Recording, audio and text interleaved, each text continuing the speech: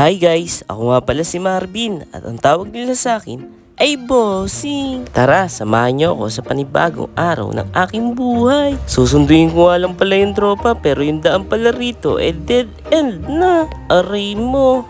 Kaya sinabi ko na lang sa kanila na pumunta na lang sila rito. May papagawa nga pala ako sa kanila kaya ako pala sila sinundo rito. Tapos bumili lang ako dito ng kanilang mamimerienda. Kaso itong tindera ayaw naman ako pansinin. First time ko nga palang bumili na siya ang bantay kaya hindi ko naman alam na siya isang PWD. Nakatalikod kasi siya nung dumating ako at hindi niya ako nakikita. Tinatawag ko nga din pero hindi naman ako naririnig. Eto nga, tamang antay lang ako talaga ng halos 1 oras. Okay naman na at patapos na at ako'y makakauwi na. Pag uwi ko nga pala, nagbukas na rin ako ng shop at andito na naman yung mga tambay na bata. Andito nga pala si Boyong at saka si Nick, no? Tapos andito rin yung pinsan ko, nagpapabideo sa akin at nagpapapicture. Gagawa daw siya ng kanyang experiment. Yung isang baso ay may laman na water at yung isang baso naman ay may laman na alcohol. O obserbahan daw niya kung ano ang unang matutunaw.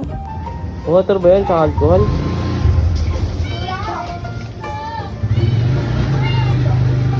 Ano mangyayari doon? Dapat kailangan mas mabilis mo. Base nga sa aming obserbasyon, ang unang natunaw ay yung may tubig. Pagtapos ko naman daw siyang picturean ay pinapa-edit naman sa akin ang mga nangyari. Ito nga pala ako, tamang edit lang para mailagay na sa chart at ma-print na niya. Naalala ko tuloy nung mga nag-aaral ako tamad na tamad akong gumawa ng mga ganitong bagay. Eto nga, sumilip lang ako sa labas maraming bata ng mga naglalaro. Pugs nga pala ang kanilang nilalaro. Wala to. Okay na. 1 month pa nga lang yung baby ko 1 month pa lang. 1 month! Uy, nasa niya pala pala. Dahil sinasapian na naman ako ng kasipagan, rin naman ako, tinuloy ko naman yung aking paglilinis. Ang paglilinis ko nga pala, sinisingit ko lang kapag wala ng mga bumibili. Sa mga susunod na araw nga, tatargeting ko naman yung mga nasa dining area. Sa totoo lang, araw-araw nakakapagod. Ganyan lang naman talaga ang buhay. Kapag pagod ka, magpahinga ka. Pag gutom ka, kumain ka. Pag naiiyak ka, umiyak ka. Pag inaantok ka, matulog ka. Pag naipahinga mo na ang lahat, laban tayo ulit. Basta wag tayong susuko. Kung ako, kaya ko, alam kong mas kayang-kaya mo yan. Maraming salamat sa mga taong nandyan para sa atin. Sa mga kaibigan na nangangamusta kahit walang kailangan, maraming salamat sa inyo. At ito na naman niya, may nangangaro na naman.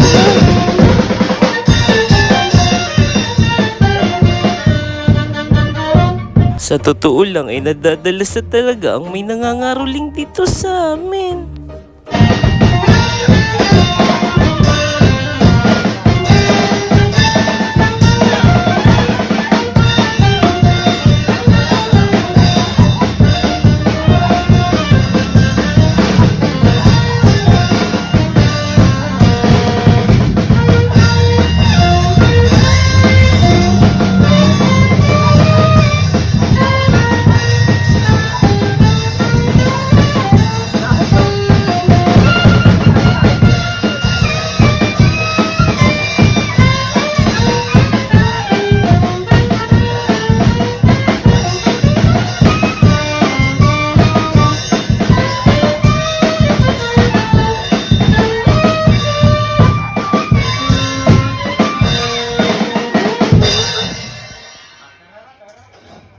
Pagtapos nga pala nilang tumugtog, humingi lang sila ng maiinom. Kahit hindi na nga lang daw sila bigyan ng aginaldo, basta makainom lang daw sila. At uho na raw sila kanina pa.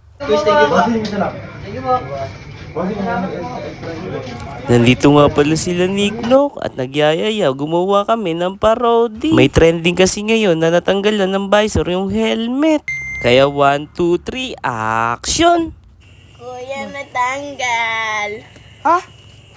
Kailan ba yan? Katakabit ko lang kanina. Ba't natanggal? Ayan, lula.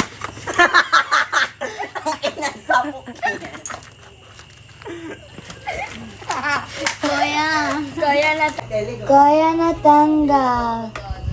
Kanina pa yan? Oo. Nawakan ko lang.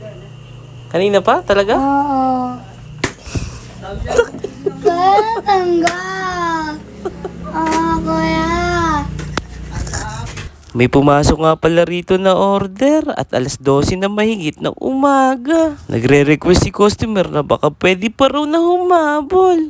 Kaya pinagbigyan naman natin. Tara, samahan niyo ko na mag-deliver. Medyo malapit nga lang pala to sa amin. Dito lang yan sa May Moreno. Kinuha ko na rin kasi sayang din ang 300 na benta. Kita nyo naman dyan, alas 12 na ng madaling araw. Kaya sa mga humahabol pa ng mga alauna, baka po talagang nakasara na kami niyan. Medyo aga-agahan kasi natin yung cravings natin. Para hindi kayo napapagsaraduhan. O siya, nasayang ko na naman ng ilang minuto ng inyong buhay. Maraming salamat sa pagsama. Bye-bye!